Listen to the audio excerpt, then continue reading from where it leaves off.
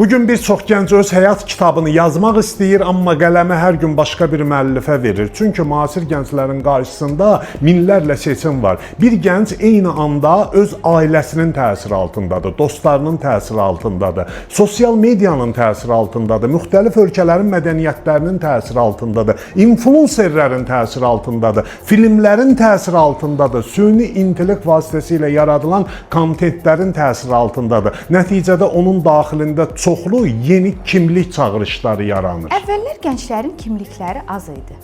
O ya övlad, dost, tələbə və ya azarkeş kimi rollara malik idi. İndi isə eyni anda həm izləyicidir, həm yaradıcıdır, həm fanatdır, həm istifadəçidir, həm də müxtəlif virtual icmaların üzvüdür. Bu qədər rolun içində insan bəzən öz mərkəzini itirir. Bu da həqiqətdir ki, az seçim insanı məhdudlaşdırır, amma çox seçim də insanı çaşdırır.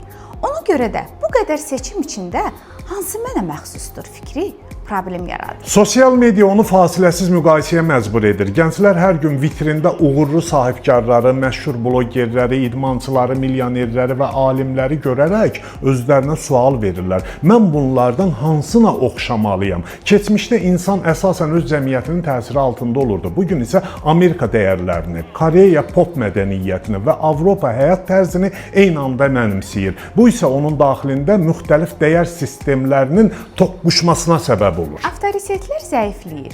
Əvvəllər ona əsas yol göstərən valideynləri, müəllimləri və ağsaqqalları idi.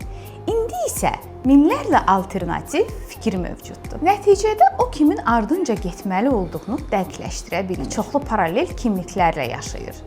Bu parçalanma isə daxili bütövlüyü zəiflədir. Valideyn olaraq hamınız övladınıza yaxşı məktəb, yaxşı şərait və yaxşı imkanlar verməyə çalışırsınız. Amma müasir dünyanın əsas problemi imkan çatışmazlığı deyil. Onlar yolun azlığından yox, yolun çoxluğundan əziyyət çəkirlər. Hansı yolun öz yolu olduğunu müəyyənləşdirməkdə çətinlik çəkirlər. Bugün bir çox gənc kim olduğunu dəqiq bilmədiyindən yorulur. Kimliyini itirən istiqamətini itirir. Əgər övladınızın gələcəyini həqiqətən yatırım etmək istəyirsinizsə, ona yalnız peşə seçməyi deyil, özünü seçməyi də öyrətmək lazımdır. Sevindirici xəbər isə odur ki, bu problemlərin asan və sürətli həlli NAT texnikaları ilə mümkündür. Fikirləriniz çox dəyərlidir.